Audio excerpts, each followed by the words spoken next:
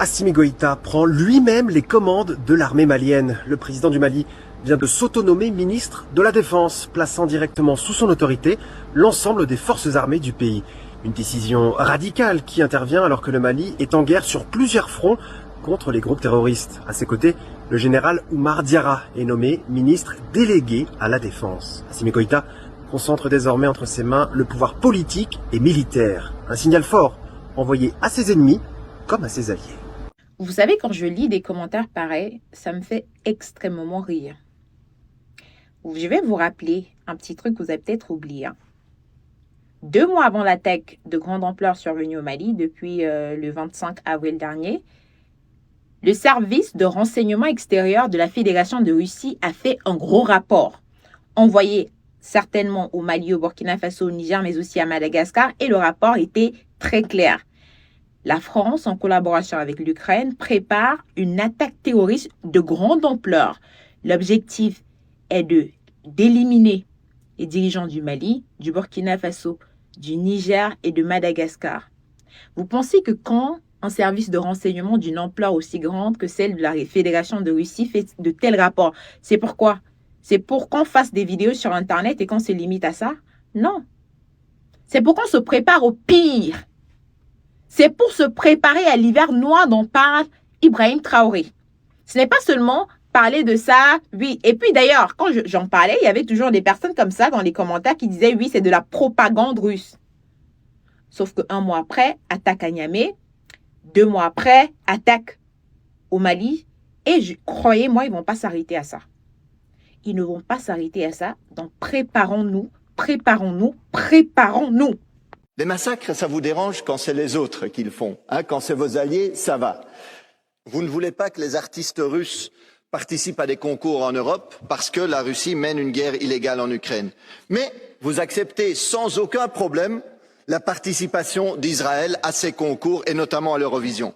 Tandis qu'Israël affame et exécute des enfants, torture et viole des prisonniers, mène des guerres illégales dans toute une région, occupe la Palestine, occupe le Liban, occupe la Syrie, mais vous voulez quand même danser, chanter joyeusement avec les représentants de l'État israélien. La Russie, non. Israël, ouais, ça va. C'est cette hypocrisie-là qui torpille toute votre crédibilité, monsieur le commissaire. Tant que c'est vos potes qui tuent, c'est pas grave, ça passe.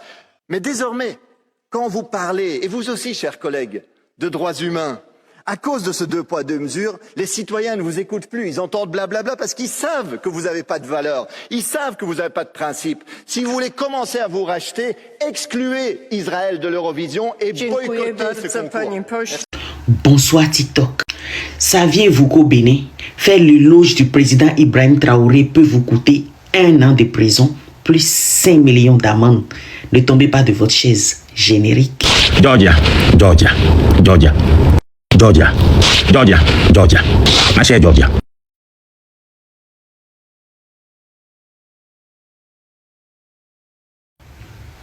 Vous avez très bien entendu. Un agronome béninois vivant sur la terre de ses ancêtres a publié sur Facebook qu'au Bénin, on a bien besoin des gens comme Ibrahim Traoré. Non seulement il est passé en garde à vue, plus quelques jours de détention, il a été présenté à un procureur et il a été condamné à 1 an de prison ferme, plus 5 millions d'amendes.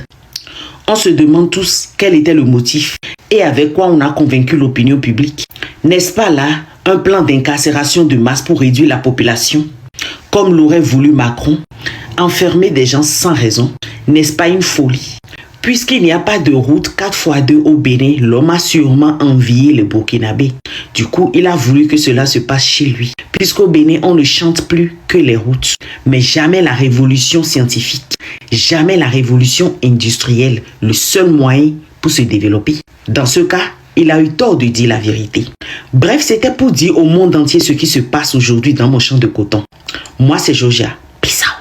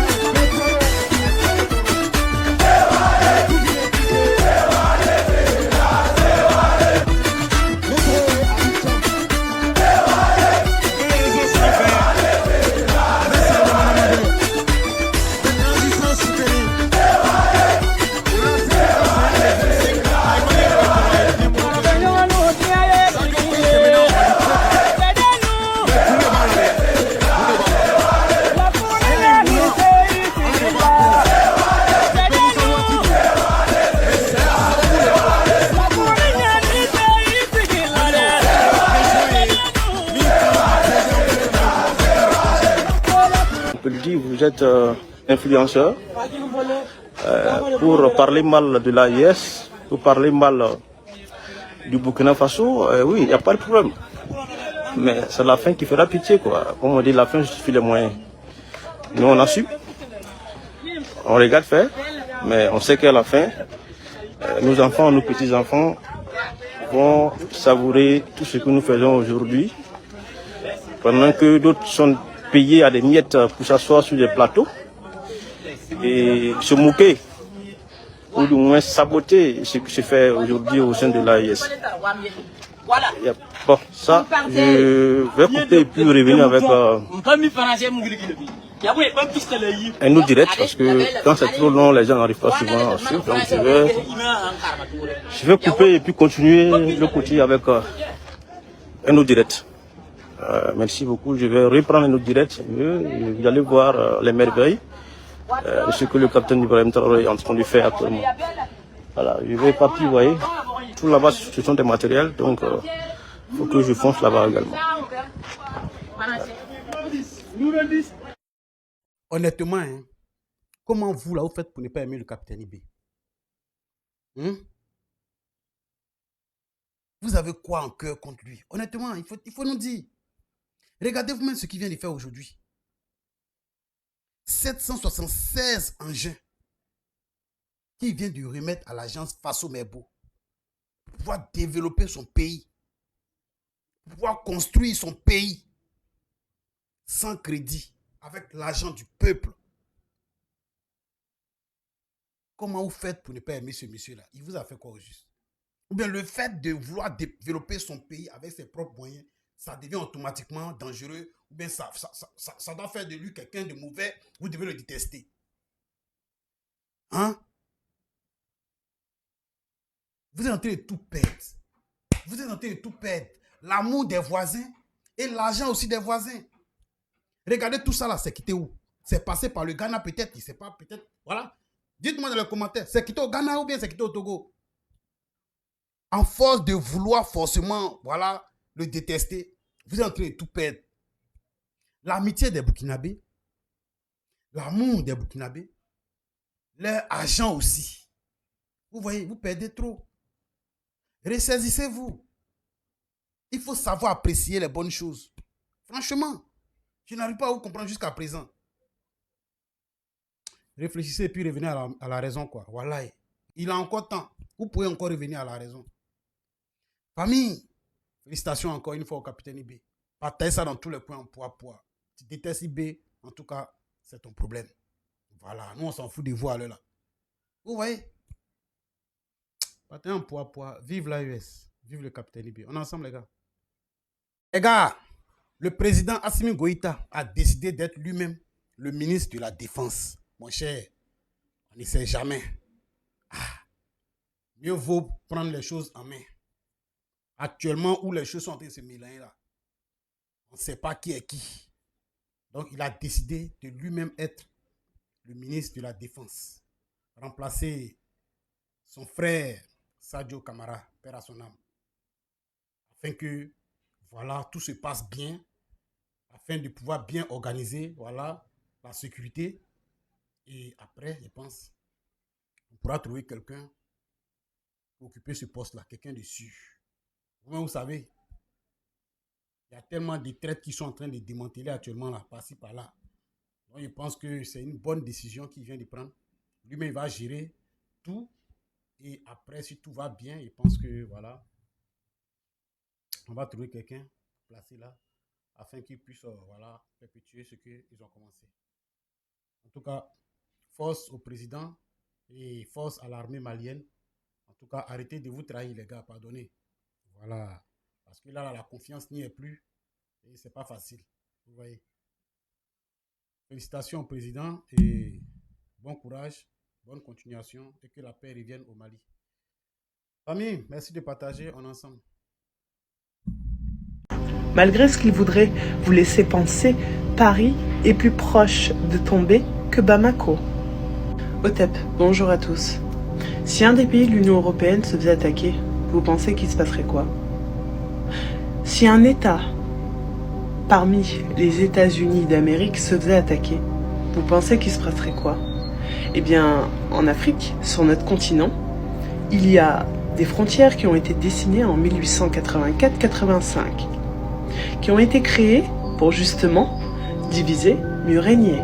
Aujourd'hui, on se retrouve avec l'AES, 3 pays qui se battent, encerclés de traîtres. Je fais cette vidéo pour justement demander à ces dirigeants qui se situent sur le continent africain Diomaye Faye, au lieu de condamner diplomatiquement l'attaque qui se passe au Mali, pourquoi tu n'apportes pas ton aide militaire? Ouattara, en Côte d'Ivoire, le Mali est attaqué. Il s'agit de votre continent, messieurs. Des terroristes circulent sur votre continent, attaquent vos peuples qui vous ressemblent et qui pourraient être vous, mais vous ne bougez pas. Patrice Talon. Il y a des attaques qui sont faites par des mercenaires. Qu'est-ce qu'un mercenaire? Un mercenaire est un soldat qui répond à des ordres de gouvernement étranger. Vous avez des soldats étrangers sur votre sol qui répondent à des ingérences extérieures et vous ne bougez pas. Mais de quel camp êtes-vous? Paul Biya, Tshisekedi. Que ce soit l'Afrique subsaharienne, l'Afrique centrale, pour le Nord, je ne peux pas en parler puisque je ne peux pas parler de locataires qui ont grassement eu des terres en étant des suppôts d'Israël ou des suppôts de la France. Si tout ça est possible, c'est parce qu'il y a de la traîtrise. Je suis fière de nos FAMA. Ils montrent au reste du monde qu'encerclés de traîtres, en ayant eu une ingérence extérieure pendant des décennies et des décennies, en ayant eu des leaders liquidés, ils sont encore debout. Malgré ce qu'ils voudraient vous laisser penser, Paris est plus proche de tomber que Bamako. Aucun pays sur cette planète ne tiendrait face à autant d'attaques et autant de traîtrise dans son propre camp. Ces dirigeants qui sont dans une soumission totale envers leurs bourreaux ont le pouvoir sur les peuples, car le peuple les laisse les dominer. Mais vous savez, au fond de vous, qui détient réellement le pouvoir? Il vient du peuple. Et j'en appelle à tous les peuples dignes de se lever, défendre leur terre, qui s'appelle le continent de Kama. Mes condoléances les plus sincères à la famille de Sadio Camara. Puissiez nos ancêtres nous donner une mort aussi digne